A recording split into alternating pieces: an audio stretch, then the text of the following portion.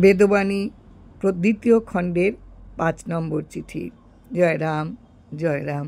ভগবানের দাসত্ব লাভের জন্য নামের স্মরণ নিয়া পড়িয়া থাকুন। মনের দাস হইতে নাই। যেহেতু মন বুদ্ধি প্রকৃতির গুণের জাত, এই মন বুদ্ধি হইতে সুখ দুঃখময় অনিত্য অস্থায়ী ক্ষোভকর শক্তি সঞ্চারিত থাকে। প্রারব্ধ দণ্ড ক্ষয় করিতে পারে না বলিয়াই রুচি অরুচি দ্বারায় নানান বিশৃঙ্খলা ঘটাইয়া নানান উপাধিগ্রস্ত লাভ করিয়া ব্যাধিময় হয়। অতএব সর্বদা নাম নিয়া নামের দাস হইয়া থাকিবেন।